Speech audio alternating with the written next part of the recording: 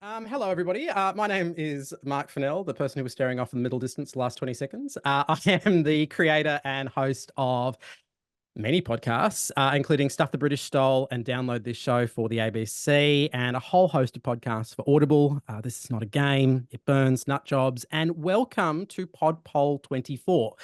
What is that, you're probably wondering? Well, it is the most in-depth and comprehensive podcast audience survey that's ever been done in Australia. Before we get too deep into it, though, I would like to acknowledge the traditional owners of the lands on which we all meet today, and I would like to pay my respects to elders past and present.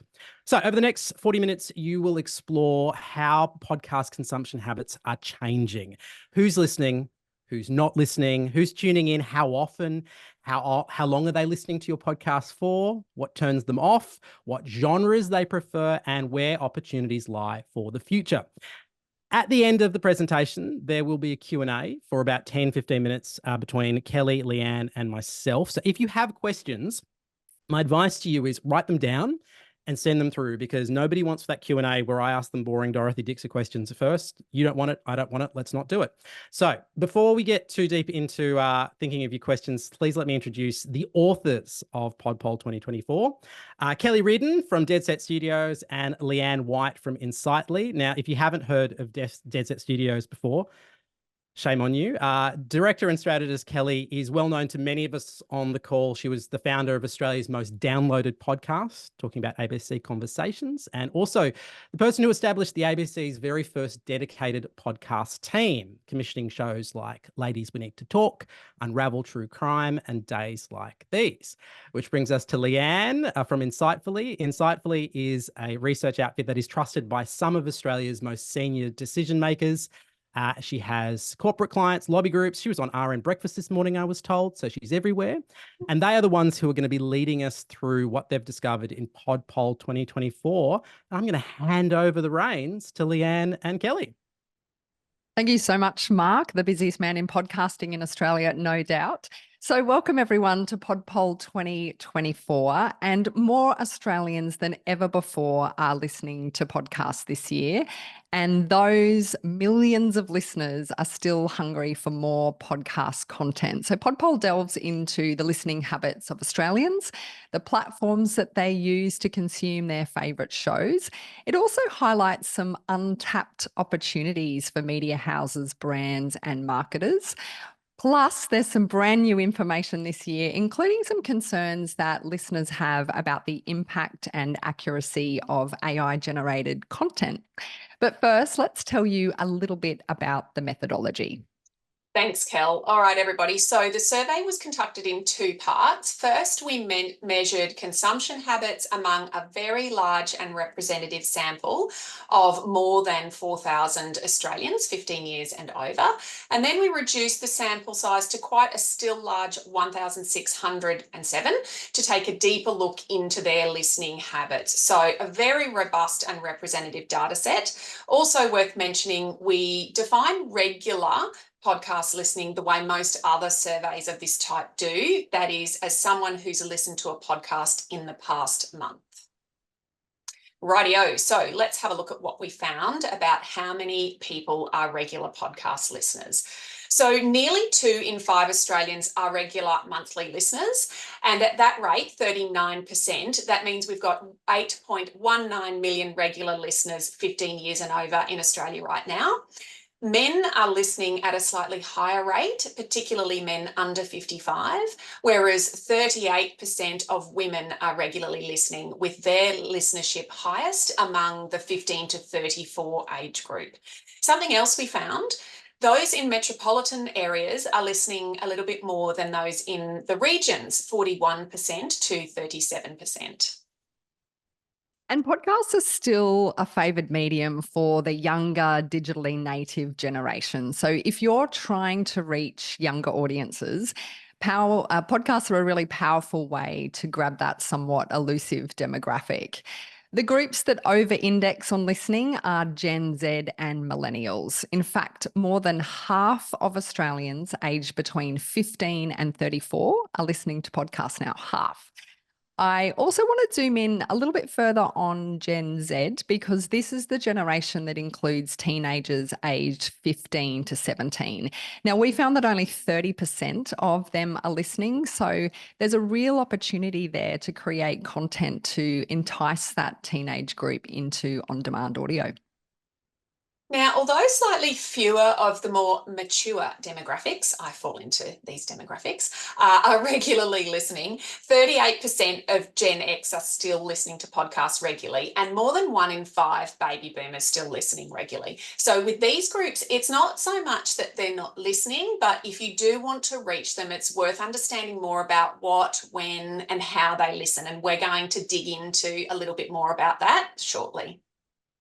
Now, here's what I absolutely love about podcast listeners. They're so much more engaged in the world around them than people who don't listen to podcasts. They're really active citizens. They're not passive consumers. They're heavy fans. They want to proactively engage with your show. They like to build tribes around shows. If you look at things like Shameless or Mamma Mia's Out Loud, which have great tribes around them. And their listeners, they tend to take action after listening as well. So what kinds of people are they in particular? Well, we asked respondents how they categorize their own archetype or persona. 91% of regular listeners identified as learners. So these are people who are keen to gain new skills or knowledge. And when you compare that with all Australians, a lower number of them, at 82%, identify as learners. Podcast listeners also huge sharers. So 85% of podcast listeners share their opinion, whereas again, it's a lower number, 76% of all Australians who identify as being keen to influence others. The biggest gap in personality traits is for this activist persona. So these are the people who like to take on a cause or take on action.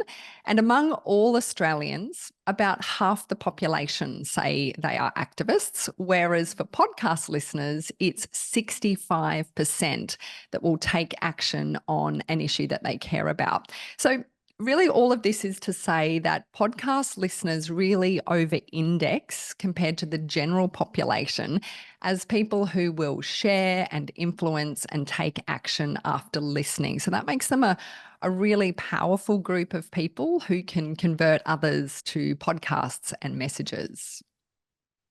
We also asked Australians who don't regularly have a podcast habit why they aren't listening. And more than a quarter said it's because they don't have time, which shows there is a gap there for some quick and easy, accessible podcasting content. Millennials and Gen X, the busy people that we all are the generations more likely to say that they don't have time for podcasts. And perhaps not surprisingly, women are significantly more likely than men to say they don't have time for podcasts. Also, 28% of 15 to 34-year-olds say they don't have time to listen.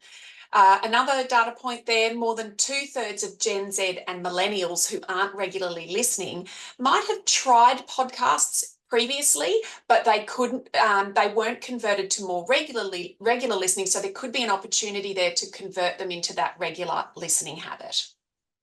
Now, one of the questions that media houses and clients ask me most is, how long should our podcast episodes be? Like, what's the ideal length? And my answer to that is as long as is utterly compelling and not a second longer. But here's what PodPoll found. 43% of people listen to episodes that are 15 to 30 minutes in length, and they do that every week. More than half of podcast listeners like episodes that are between 30 and 60 minutes long. But you need to think really carefully about crossing that 1 hour mark. 42% of respondents told us they rarely or never listen to episodes that are longer than 60 minutes. So if you're someone in charge of editing podcasts, I would absolutely get the razor out and make sure they're not going over that magical 60-minute mark. So podcast listening has become part of people's everyday lives. When we asked regular listeners, those who said they listened at least once a month, how often they listened, we found that habit is very regular. A quarter are listening daily. That's 2 million Australians. Nearly half, that's 4 million Australians, are listening at least once a week, and 28% are listening between once a week and once a month. So we can see listening to podcasts is really now a ubiquitous form of content. Still on regularity, it's actually men that listen to podcasts more often than women. In fact, 3/4 of male listeners are listening at least once a week, compared with just over 2/3 for women. And it's those aged 35 to 54 that have the most regular listening habit, probably because these people are the ones who dip into news content. And of course, news and current affairs content tends to have a daily release schedule. Now, here's some great news for anyone wanting to get more traction in a busy and crowded market. When we look at time spent listening, most regular podcast listeners listen to 1 to 3 hours a week, and more than 20%, that's the blue bars combined to the right of the yellow bar, are listening to more than that. And you're probably wondering what time of day people like to listen most. The preferred time for listening is that traditional drive time slot of 3 to 6 p.m, but the breakfast slot of 5 to 9 a.m. and evening from 6 p.m. to midnight are also quite popular. And that's very similar to the PodPoll 23 findings that we uncovered last year. So that's the hours spent listening each week. In terms of the number of episodes, nearly half of all podcast listeners, so 46%, are consuming between 2 and 4 episodes a week. So that's a lot of time spent with you, given most podcast episodes are over 30 minutes long. So while people might spend minutes or more likely just seconds scrolling past content on social media, once they put their earbuds in, podcast listeners really commit and they tend to consume several episodes each week. Then, of course, there are the super fans, lots of you on the call, no doubt. Nearly 10% of listeners are so nuts for podcasts that they are consuming more than 10 episodes a week. So then you can sort of couple that hoovering up of multiple episodes each week with this data, which shows really how sticky podcast is as a medium. When you think about the fact that a lot of people are consuming episodes that are 30 to 60 minutes long, it is pretty extraordinary that 4 in 5 listeners are completing those episodes always or most of the time. So podcasts are really the deep engagement medium. And again, it's because of that opt-in, I chose this content and it's especially for me type of commitment.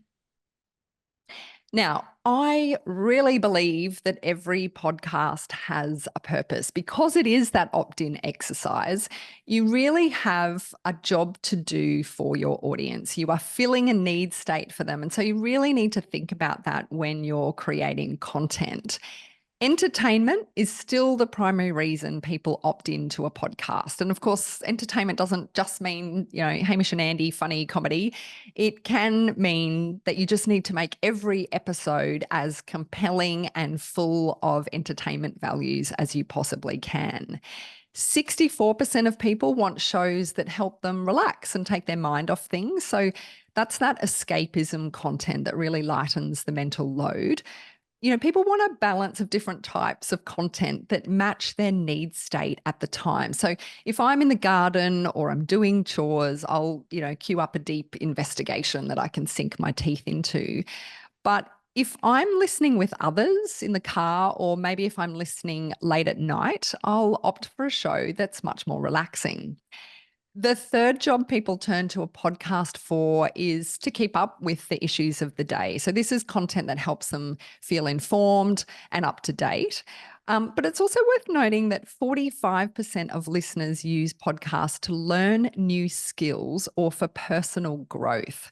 So that could be your shows like, say, My Millennial Money or She's on the Money, which help young people learn about investing and saving money. It could be a podcast like one that we did for Dementia Australia called Hold the Moment, which helps skill up the 1.6 million Aussies who are learning to care for someone with a dementia diagnosis. So people are opting into that so that they can learn how to do that.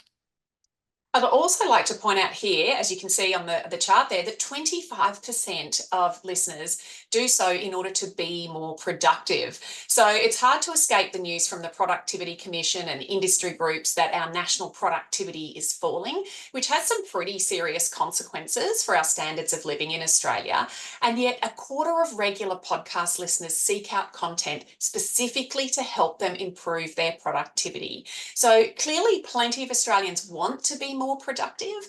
This data point really highlights that clever content makers can use podcasts to join the dots between that rather dry macroeconomic imperative to improve national productivity and the genuine desire of many Australians to do more with their time. Podcasts are also, of course, a very popular medium because audio is still the thing that you can do while you're doing something else. It's, pretty hard to read a long form news article while you're riding a bike or consume a YouTube video while you're driving in the car. So survey respondents told us that they're more likely to be relaxing or driving while listening to a podcast. And, this makes sense, right? Because this mimics what radio has always done so well for audiences in providing companionship while people are going about their day. Podcasts are also a great opt-in activity when you're exercising. So 36% of people like to listen to podcasts while working out, but people also fill in those hours spent commuting and doing chores each week with a tailored podcast that suits their interests. Now, of course, what listeners are doing while listening does change across the different age demographics. So going further, here's what particular audience segments are doing while listening. So while 46% of people said they listen while relaxing, it's significantly higher for adolescents at 57%. Those most likely to be relaxing while listening are teens and people over 65. So people who have more time on their hands, right? Just under half of people are driving while they're listening, but more than half of millennials are in the car while they're listening to podcasts. When we drill down even further into this data point, people who make household purchasing decisions are also more likely to listen while driving. Now, I mentioned exercising. Workout time is a big opportunity for you to get into people's ears. Here's a couple of demographic groups who over-index for listening while exercising. Young females, 15 to 34, are both the age group and the gender group most likely to exercise while listening, 42% of them doing that. Millennials are the generation most likely to be exercising while listening, 40% of them. Working people, those that are employed, are also likely to be exercising while consuming a podcast. And fun fact here about women versus men, 42% of female millennials listen while exercising, but fewer, 37% of male millennials do. And 42% of female Gen Zs listen while exercising, while only 31% of male Gen Zs listen while exercising. 35% of people consume podcasts to help them pass the time while doing mundane chores around the house or in the yard. But somewhat depressingly, it's females who over-index in this category. So 47% of females aged 15 to 34 are listening while doing chores. Okay, so in our research and polling, we always like to look outside of our little bubble to the broader context of what's important to Australians right now. So we asked this open-ended issue agenda question to find out the most important issues of concern to people. Because it's an open question, we can really dig into their verbatim responses to get that really rich flavour of what issues are on people's minds and how they link together. So you'd have to have been living under a rock not to be aware that cost of living is dominating Australians' issue agenda right now, and it is no different for regular podcast listeners, 70% of whom mention living costs as their top concern. And it's even higher for millennials at 75%. Other issues are much less salient than costs right now, but around a fifth of listeners mentioned climate change, social issues, and crime. Incidentally, crime showed the biggest increase since last year of any issue of concern apart from cost of living, and some other generational differences. Gen Y more interested in education and business than other demos. Digging into those cost of living responses a little bit more, we can break those cost of living concerns down to understand them more deeply. So half of listeners mentioned general cost concerns, but a full 26% of those are telling us that the cost of housing, whether that's mortgages or rent, is the top issue of concern to them right now. You'll also remember that the second biggest issue behind living costs was climate change at 23%. So when we see that housing is 26%, we can see that that issue in itself is the second biggest issue of concern when you split that out by itself. So when we relate those issue agenda insights back to the topic of today, back to podcasting, it highlights why there's just such a strong appetite for all those property and investing podcasts like The Property Couch or The Money Cafe with Alan Kohler. Now, I know so many of you are keen for this next bit of information. Which are the genres that are the most popular? Comedy and true crime were both in the top 3 last year, and they remain in the top 3 in 2024. But news and current affairs content has moved from 5th spot last year to 2nd spot this year. It's baby boomers who are driving this appetite for news and current affairs podcasts, with 55% of them having listened to this genre in the past month. Health and wellbeing podcasts remain very popular, as do society and culture shows. Sports listening is quite interesting as well. Even though it's dominated by men, the number of people listening to sports podcasts is actually quite consistent across all the generations. History is in the top 10. It's particularly popular for the over 55s. 17% are listening to government and politics content. And this is actually heavily driven by men at 29% over women at just 16%. But I now want to focus just on the top 10 genres. So these are the genres that people said they had listened to in the past month. But we also asked people what they would like to hear more of. Check out all this headroom. So for anyone who's saying that the podcast market is saturated, you are wrong, my friends. There's now more than 4.2 million podcasts out there, and yet Australians are telling us they are hungry for more. So let's just zoom in on a few areas of unmet need. Health and well-being. It's an underserved category. Even though 24% of listeners dipped into a podcast on health last month, almost double that said they would like to hear more. So, again, that shows like Ladies We Need to Talk from the ABC or Sweat Daily from fitness influencer Kayla It's Sinners. It could be mental health shows like The Imperfects or Healthy-ish, which is a podcast from Body and Soul. Lifestyle and leisure is another opportunity. Nearly double the number of people who are listening at the moment would like to listen to more lifestyle and leisure shows. And history. Well, our MC Mark Fennell does very well with his show that touches on history, Stuff the British Stole.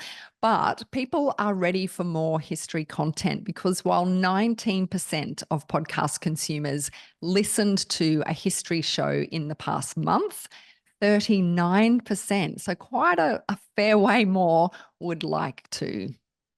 And again, it's always worth remembering that different demographics have differing desires for more content. So some good examples of this, and we've got a load of examples, but things like university educated listeners want more science and environment content. Women, especially younger, are driving the appetite for more fashion and beauty content. And those who like branded podcasts are driving the desire for more food and beverage content. Really interesting, that one.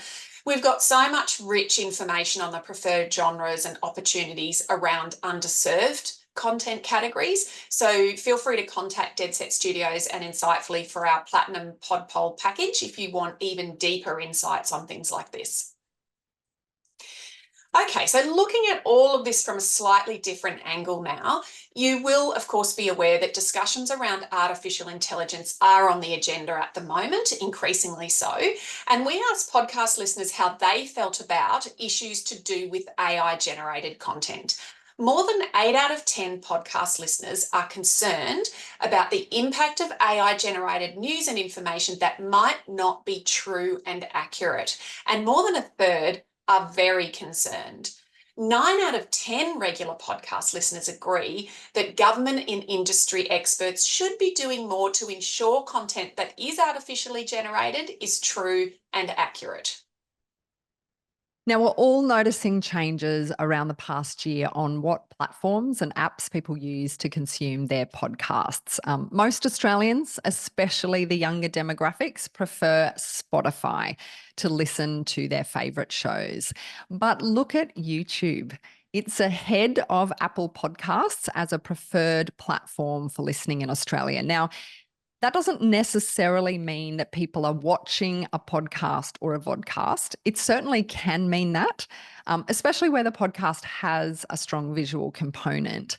But because YouTube is the second biggest search engine after Google, it can just mean that people are searching for a topic or an interest that they have, and they're discovering the podcast on YouTube, and then they're just letting it play, just letting the audio play in the background on their smart TV when they're getting dinner ready, or they might be listening via desktop while they're working. So in 2024, you do have to think about YouTube and have a presence for sure, and make sure your RSS feed is linked through on YouTube. But it doesn't necessarily mean you have to create full episodes. And I'd say that as well, if you're creating a big narrative, bingeable built series like, a serial or an Unravel True Crime, it's kind of hard given the editing to make that into a video, whereas obviously for a chat show, it's much easier.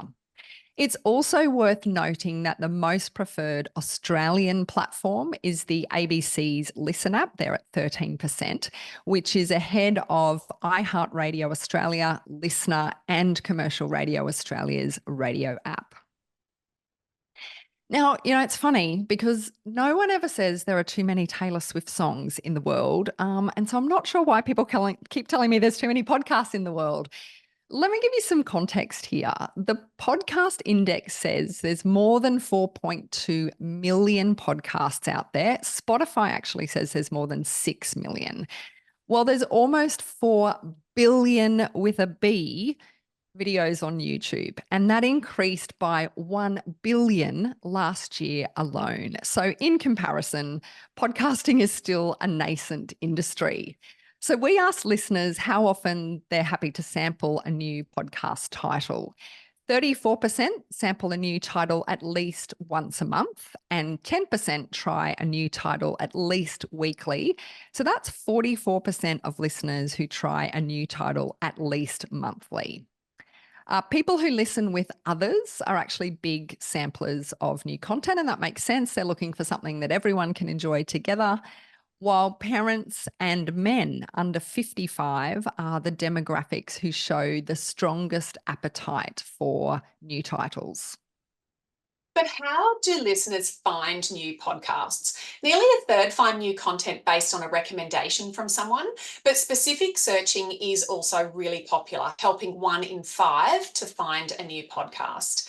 Teenagers and women are more likely to seek out recommendations from friends and family and other people, and business owners and men are more likely to find content they're interested in by searching specific topics.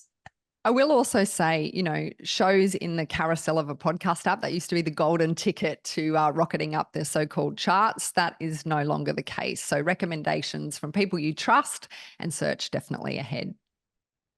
Okay, one of my favourite data points here or insights is if you're running a campaign trying to change hearts and minds or trying to swing people into some kind of action, the evidence proves that podcasts are a really strong medium. So more than 2/3 of regular listeners have taken some kind of action after listening to a podcast. 54% have recommended a podcast to someone, half have gone on to search for a topic, person, product, or service, and nearly half have mentioned podcasting content to somebody else. Meanwhile, a quarter made a change to something at home, and nearly 1 in 7 made a change to something at work. And don't forget, we were talking earlier about that 25% of listeners who are consuming podcasts to be more productive. So podcasts can really be a great way to help people upskill. Down the right-hand end, while 14% and 13% might not seem like huge percentages as against, say, 54% there, they actually are pretty significant in terms of raw numbers. So 1.1 million podcast listeners, so that's the 14%, went on to buy a product or service. And 1 million, that's the 13%, went on to take action for a cause or purpose. So really big numbers. And I just want to dig into that last one there, those million plus Australians who've taken a really effortful action for a cause or purpose after listening to a podcast. More than 160,000 have attended a rally after listening to a podcast. 246,000 have joined a group or activity. 328,000 have made a donation. The same number have signed a petition, and nearly 750,000 have spoken to a friend or family about a cause or purpose after listening to a podcast. And given that we've seen the desire for new podcast content in particular genres, there's clearly more room for podcasts to change those hearts and minds and really motivate people into taking some kind of effortful action to support a campaign of some kind. We've also got a lot of marketers and comms people and PR people on this call. And so maybe the opportunity for you, but also for media and campaigners, is beyond those 30-second ads that, let's face it, people do tend to skip. Maybe the opportunity is to create your own in-depth podcast series of multiple episodes, which listeners are craving, about their favorite topics, products, and brands. People who are keen to hear more podcasts from organizations that they love are particularly interested in lifestyle and leisure content, health and well-being again, and also professional development. We're seeing that one sort of increase. And, you know, I'm also noticing a lot of organizations come to Deadset Studios now to use podcasts for professional development. There are a lot of industries that have a minimum number of hours for professional development. And so if you're going to ask busy people to do that, you know, podcasting can be a really great way to deliver it. In terms of demographics, activists, so those people that we were talking about earlier who take action after listening, are very interested in the idea of a branded podcast. So this is great news if you're running like an environmental group like Greenpeace or the World Wildlife Fund. Or if you're in the health space. Just yesterday, I actually saw activewear brand Lululemon put out some data showing that, you know, being active supports your mental health. Well, that would be a perfect branded podcast, given that young people are listening to podcasts and most of them want health and well-being shows. Early adopters, so those people who like to take on technology early, are also more likely to welcome a branded podcast. So that's a big opportunity if you're a tech brand or a gadget company. And men and young parents also said they're happy to sort of lean into these brand-led podcasts. So if you overlay that demo with, say, the early adopter persona, you have both a pretty powerful need state and also an audience that's hungry for that sort of content. So that's all just the tip of the iceberg, really. We are sitting on a gold mine of data that we have on Australian podcast listening. There's a free download of our PodPoll 24 report with even more info available now on our Deadset Studios website. You can also use this QR code. I know we outlined the methodology at the start of this chat, but I know Tegan Taylor from the ABC has asked a question about the methodology, which we went through. You might have missed that at the start, Tegan, but it's all included in the report, so you can see how we came up with that. And Mark Fennell is now going to guide us through a Q&A session for a few more minutes. So please pop your questions into the chat for our moderators, and we're looking forward to answering some of those for you. I'm going to start re-enter more rooms with jazz hands, by the way. That's my New Year's resolution all the way in September. There has been a lot of questions. Thank you. There has been a lot of questions already, but just a reminder, as they've said, there is a Q&A function. and you can add in some questions. I'm going to actually start with a question from Siobhan, and I think this one's really interesting, and this one's for you, Kelly. There seems to be so many reasons for advertisers to buy into podcasting, but from my experience in the commercial world, sales teams don't seem to be landing the advertising that content needs to keep going. Do you have thoughts on this, and what needs to happen to bring more advertisers into Australia? And I think this is really important in light of Kelly, you mentioned the oft repeated thing that there's too many podcasts, and I see that you've sort of articulated that there's more demand, but the question is, how sustainable are they if advertisers can't get the money to run them outside of the subscription and public broadcaster world? So what do you think the answer is there, Kelly? Yeah, it is a challenge in Australia because we have a smaller population base. So, if you're in a top 20 podcast in America or the UK, you are making bank. If you're in the top 20 in Australia, you might not necessarily be making bank. And that's just because the ad revenue model here is based on, often a lower CPM, which is the amount that you pay to have an ad, but also we have a much lower population base, which means the overall downloads are lower. Siobhan raises a good question, and it's really that, the sales houses, the people who sell ads in podcasts, often do combined packages. So you might do a radio spend and a podcast spend.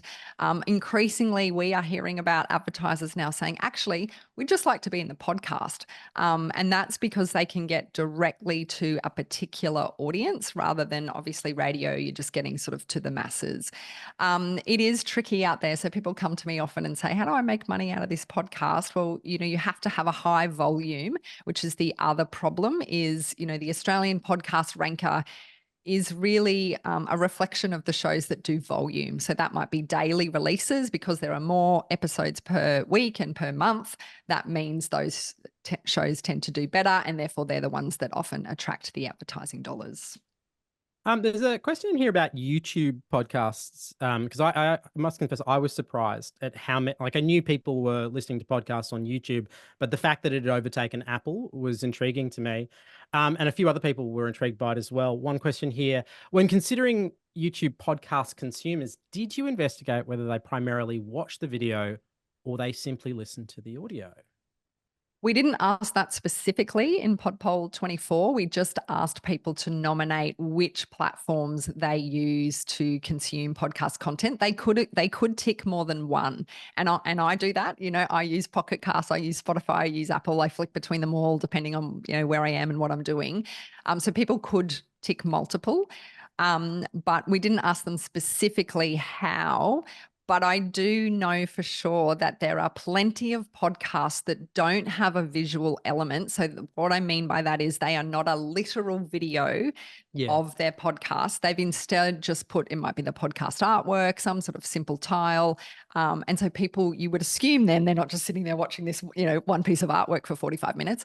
They are actually just putting it on in the background, going about their day, and listening to it. Because a lot of people, again, the smart TV, people often just bring up YouTube, search for, fitness show or whatever it is I'm after, find it via YouTube on their smart TV, put it on the background, start cooking, for example. I wonder if it actually just reflects the change in platforms we listen to things on. Because I think one of the things I'm curious about looking at that particular pie chart is the way in which Spotify has taken over from Apple and the way in which YouTube has consumed.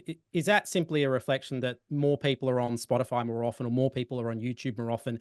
And if the content is there, they'll just go, oh, I'll listen to this on this. Do you think that might be what's at play there? Yeah, that's right. Because the thing about Apple Podcasts is there are just podcasts there. So you tend to get the people who just definitely want a podcast, whereas someone in the Spotify ecosystem or the YouTube ecosystem might not even know they want a podcast right now. They might just be like, I'm after something that helps me with parenting. I don't know if that's going to be a YouTube tutorial or a podcast, but suddenly up pops Maggie Dent, Australian podcast parenting expert. And suddenly that is one of the first things that pops up. And I might have found it on YouTube or Spotify and hit play. So I think the fact that it has music, podcast, videos, a whole lot, I think more people are using those one-stop shop platforms. So it's almost like the takeaway from there is be on as many platforms as you can be. And if you're not on something like YouTube, it's probably worth considering then, because you don't quite know who you're going to pick up. Leanne, I got a question for you. Did you get any data about how many episodes of the same podcast people will listen to in a week? And I think that really comes down to people who who have podcasts that want to put out multiple episodes a week, and are people actually listening to all of those? Is there any data on that? Yeah, excellent question. I haven't got any for you right now, but we did ask questions about how many new episodes you listen to. So we could cross-reference that with listening hours or, listening regularity. So we actually do have data on that, which would be really interesting to dig into. There's a question in here from Belinda as well. Most listeners appear to seek podcasts either to elevate their learning or to relax. And Belinda makes the observation, these seem like two very different things. Does this profile intersect with the popularity of true crime podcasts? I don't know how detailed Learning you can how to get with murder someone? I don't know. How do I use this knife? No, I think... I guess what it comes down to is about we're using it for different purposes across the week. And how do you, I guess, short circuit that or jumpstart that, I suppose?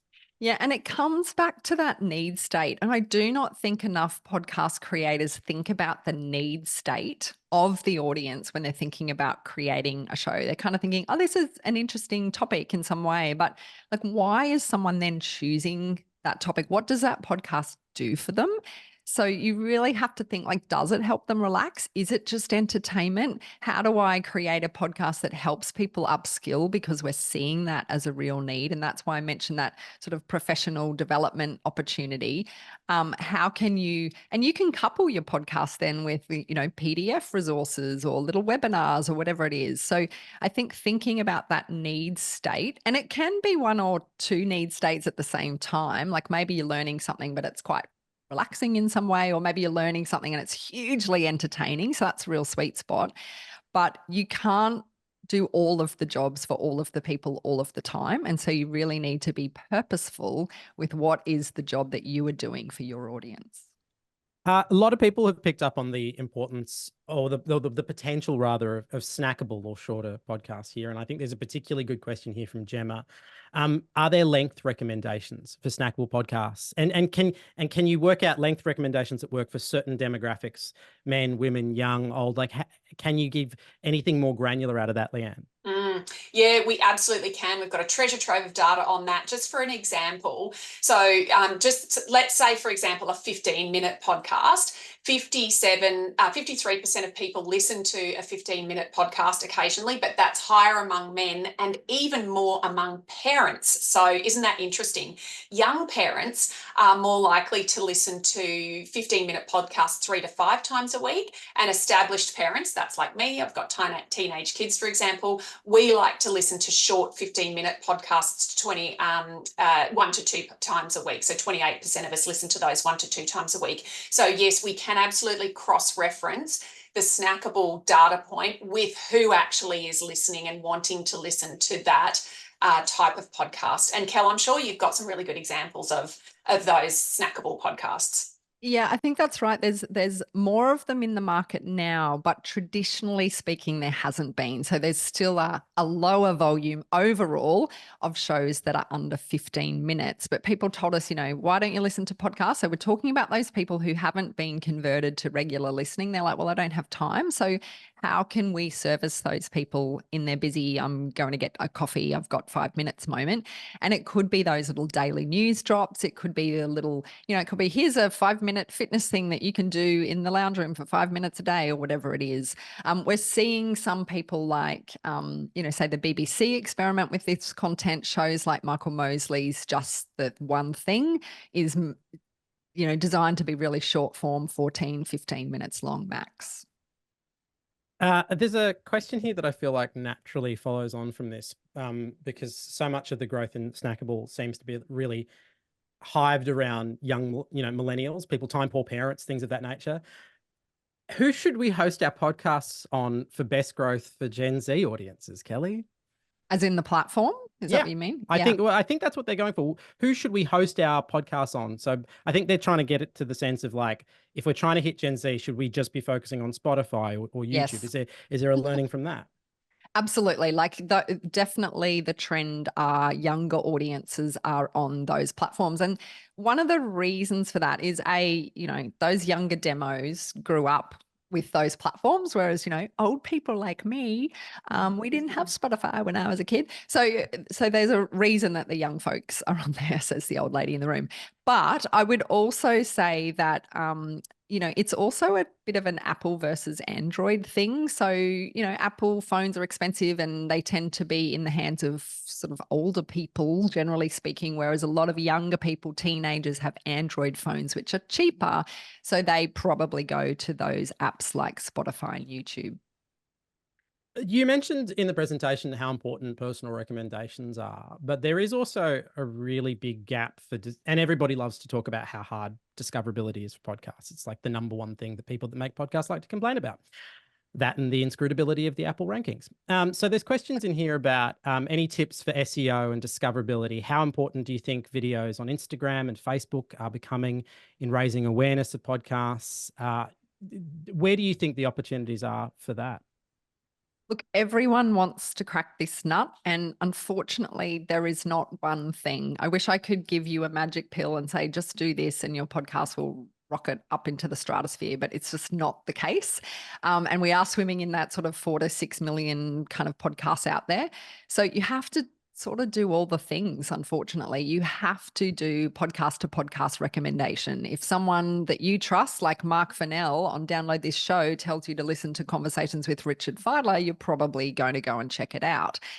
You do need to use your social media channels. We can't see or measure a direct correlation between what you put on social media and someone then went and downloaded that in their podcast app, because that sort of doesn't exist, but it's good for awareness. We are in a visual world, all of those sorts of things. You do need to think about search in your metadata. So as you're writing your show notes and the titles of your episodes, you do need to think about the searchability. You do need to do earned media. You do need to activate all your owned channels. And that can be a real superpower, particularly if you're working in comms or PR or marketing. Your owned channels are an absolute superpower to use. You've got an owned audience already to get that podcast to, and so you should activate that as well. But I guess one of the interesting things about the research is that at least if you start to know where your audience or where your target audience lives demographically, you can now go, well, to pick out something that, for something that aims at older men, that searchability and being able to be found on Google is very, very important. And maybe, because let's be honest, a lot of people in podcast land don't necessarily have the resources to do all the things all the time. Even big organizations like the ABC can't afford to do all things all the time. So I think being able to understand who you're targeting gives you a sense of where you should be focused. There's a few questions in here about ads and branded podcasts. Did you find a difference in terms of how listeners engage with ads that are spoken by the podcast hosts versus having a third party voicing the ad? That's from Maya. So we definitely know that host-read ads work better than what we call network-read ads. So the sort of cold network voice telling you to shop at Coles is much less powerful than a Mark Fennell telling you to shop at Coles, if he was allowed to do that. So which would never happen. I'm more of a Woolies person anyway, so yeah. That's right. So that host read works a lot better in terms of 30-second ads. But what we're increasingly seeing trends about, and we had a slide that said 49% of the podcast listeners that we spoke to are happy to listen to what we call a branded podcast. And someone's like, well, what's the difference between, like, what is a branded podcast? Really, all I mean by that is, instead of being produced by a media house, a traditional media company like an ARN, a KISS FM, Gold FM, News Limited, whatever it is instead put together by a brand. Now, that doesn't necessarily mean it's flogging Coca-Cola at you. It's like I mentioned the Dementia Australia podcast earlier. We make podcasts for Sydney University, for Vic Health, for Jobs Bank, like lots of organizations who've got something interesting to say or have subject matter expertise around a topic that people are hungry for information on. So now what we're seeing is, instead of some companies like a Dementia Australia necessarily going, let's just do a 30-second ad campaign, they're instead going, we've got an entire team of experts in the field who could talk directly to our audience about dementia and teach them something, because we know people want to learn new skills. So branded podcasts are just those that are from organizations, they can be NGOs, they can be for-profits, corporates, whatever it is. But that's kind of what I refer to as a branded podcast. Many of you would just call it a podcast.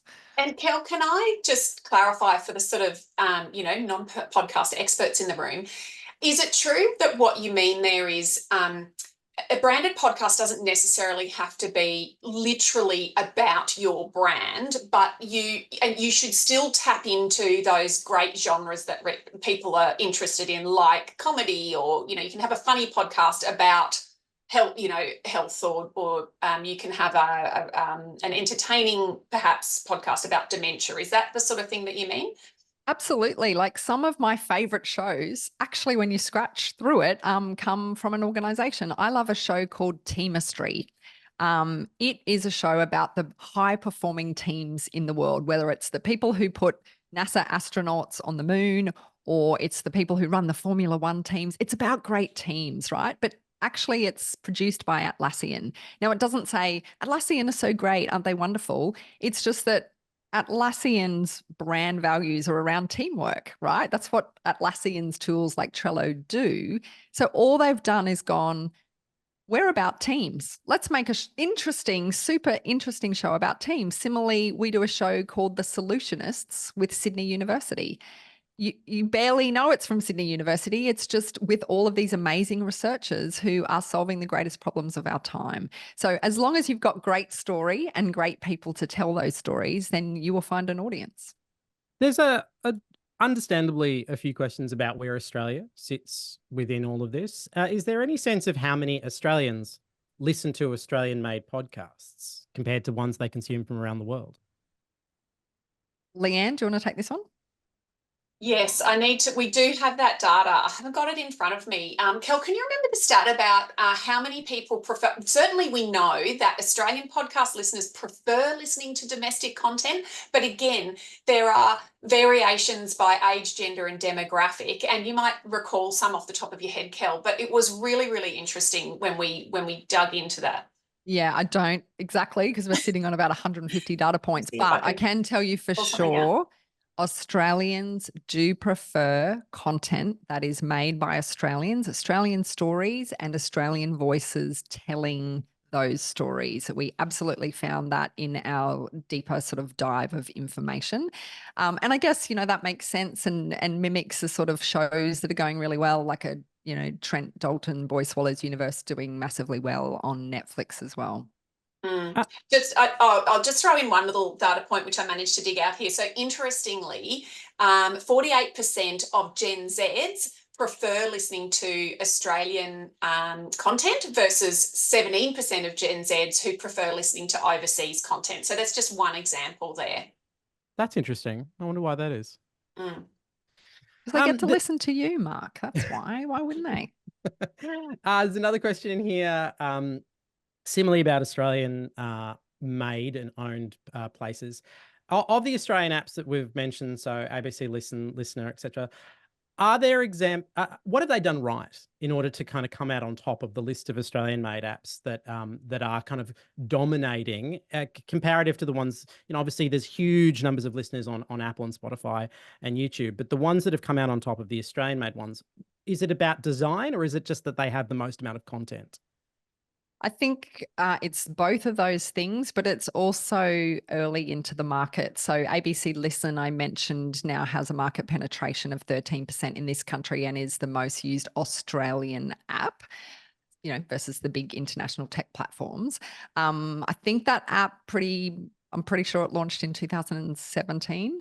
And so comparatively speaking, that was, sort of fairly early. It wouldn't have had the same audience at that point when it was new, but it also is the gateway to masses of Australian content, both radio and podcast. In terms of, again, iHeartRadio, the commercial radio Australia app, Listeners app, Listener have done a pretty good job of commissioning kind of high quality, bingeable kind of true crime content. And so I guess people are starting to turn to that app for those sort of, money can't buy sort of shows as well. It is hard for them to compete with those big global apps because, again, they are the ecosystem where there's just so much content. Content-wise, Leanne, is Australia a harder market to crack because of its population and because we speak English and we're so easily sort of consumed with English-speaking content from the US and the UK? Oh, is Australia a harder market to crack because of our population? I reckon that might be a question for Kel. What do you reckon? It is because, I mean, it is and it isn't. We have fewer shows. So to stand out, in America, if you're a politics show in America or a sort of a comedy show in America, there are bazillions of them. Whereas here, the market is smaller. So, maybe there's not so many to cut through. But if the question is it harder to crack in terms of monetization? The answer is yes. And again, it comes back to that lack of volume. And we just need to see those media sales teams do a much better job of really selling podcasts for their own worth as well. It's also network effect, right? Like if you launch an English speaking podcast with a US network or even with a UK outfit, you've got a bigger market to play with. I think just because everybody, in the English speaking world understands us doesn't necessarily mean we have the market mechanism to sell it back out to the world, which is I think where sometimes like partnerships and co-productions and things and ad trades come into it, right, Kelly? Yeah, and I mean, one of your shows is a really fantastic example of that. So, Stuff the British Stole, the second series, as I believe, was a co-production between the ABC and the CBC because they could see the value in, co-funding the show. Expensive show to make. Mark's trotting all over the world to make it, but also it means that there's sort of two audiences. Of course, Canada can also pump into America really well in a way that maybe the Australians can't. So that co-production model, if you have a really either story that only Australia can tell in some way, or you have a story that can travel broadly in some way, then those are the shows that tend to work well and can bust out of Australia. We've got another question here that relates more to the world of radio. Did you get a sense of preferences around catch-up podcasts or podcasts that are associated with broadcast linear programs or even radio talent? Are there trends or changes over time that you've seen around that content? I think we did ask that, didn't we? Around. We did, yeah. It was pretty low from memory. Yeah, I haven't got, again, that stat in front of me, but as you say, Kel, I think that number of people listening to catch up was a little bit lower.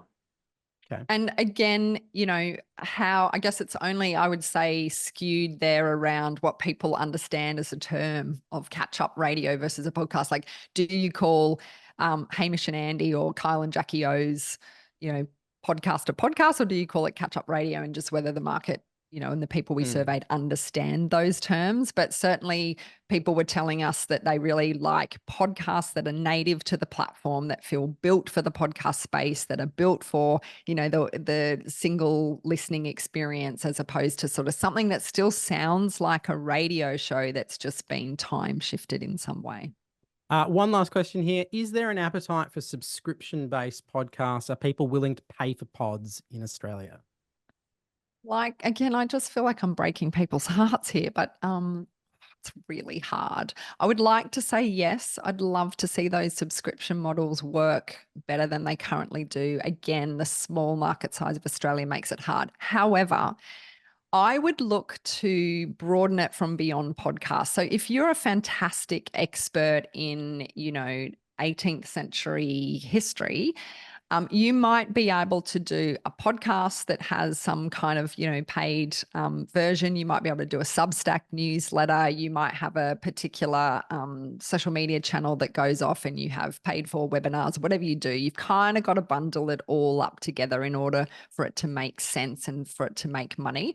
I would look to some of those American podcasters who've moved in that direction. So PJ Voigt, who did Reply All, is a good example. He has a great show called Search Engine.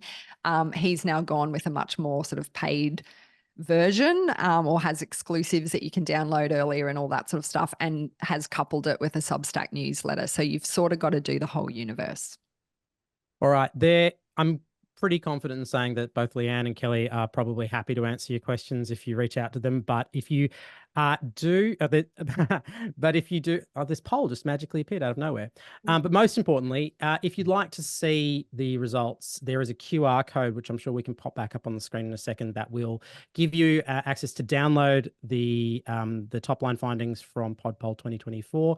And yes, if you would like to leave a comment about whether or not this is useful, there is a poll in front of you right now. A very big thank you to Leanne and Kelly. Thank you so much for doing this. And if you have any questions or comments, do either use the QR code or the exit poll. I've been here on behalf of ABC Listen. I'm Mark Fennell, and thank you so much for everybody's time. Thanks, everyone. Thanks, Fantastic. guys.